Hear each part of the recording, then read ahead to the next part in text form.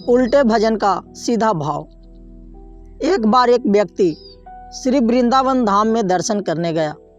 दर्शन करके लौट रहा था, तभी एक संत अपनी कुटिया के बाहर बैठे बड़ा अच्छा पद गा रहे थे कि हो नयन हमारे अटके श्री बिहारी जी के चरण कमल में। बार बार वह संत यही गाए जा रहे थे। उस संत के मुख से तभी उस व्यक्ति ने जब इतना मीठा पद सुना तो वह आगे बढ़ न सका और संत के पास बैठकर ही पद सुनने लगा और संत के साथ साथ गाने लगा। कुछ देर बाद वह इस पद को गाता हुआ अपने घर जाने लगा। रास्ते में वह सोचता जा रहा था कि वाह, संत ने बड़ा प्यारा पद गाया। जब घर पहुंचा तो वह पद भूल गया। अब वह याद करने लगा कि संत गा क्या रहे थे। बहुत देर याद करने पर भी उसे याद नहीं आ रहा था। फिर कुछ देर बाद उसने गाया, हो नयन बिहारी जी के अटके हमारे चरण कमल में। इस प्रकार वह अनजाने में ही उल्टा गाने लगा। उसे गाना यह था, नयन हमारे अटके बिहारी जी के चरण कमल में, अर्थात बिहारी जी के चरण कमल इतने प्यारे हैं कि नज़र उनके चरणों से हटती ही नहीं है। नयन मानो वहीं अटक के रह गए हैं। पर वह गा रहा था कि बिहारी जी के नयन हमारे चरणों में अटक गए। अब यह पंक्ति उसे इतनी अच्छी लगी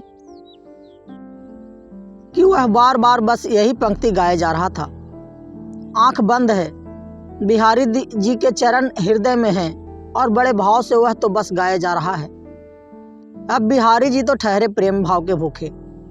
अपने भक्त के इस निश्चल प्रेम को देखकर वह अपने को रोक ना सके।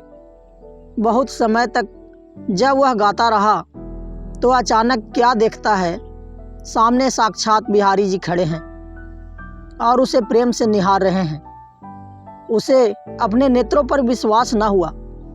वह झट उनके चरणों में गिर पड़ा और इस प्रकार प्रेम की एक पंक्ति ने भगवान और भक्त दोनों को मिला दिया। वास्तव में बिहारी जी ने उसके शब्दों की भाषा सुनी ही नहीं, क्योंकि बिहारी जी तो शब्दों की भाषा जानते ही नहीं हैं।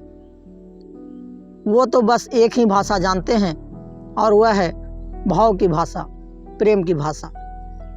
भले ही उस व्यक्ति ने उल्टा गाया हो, पर बिहारी जी ने उसके भाव देखे कि वास्तव में यह गाना तो सही चाहता है, परंतु शब्द उल्टे हो गए हैं। शब्द उल्टे हुए तो क्या हुआ, उसके भाव तो कितने निर्मम हैं और यही निर्मल भाव बिहारी जी को वहां तक खींच कर ले गए। दोस्तों, यह कहानी आपको कैसी लगी हमें कमेंट बॉक्स में ज़रूर बताएं तथा कहानी को लाइक एवं हमारे चैनल को सब्सक्राइब करें। धन्यवाद।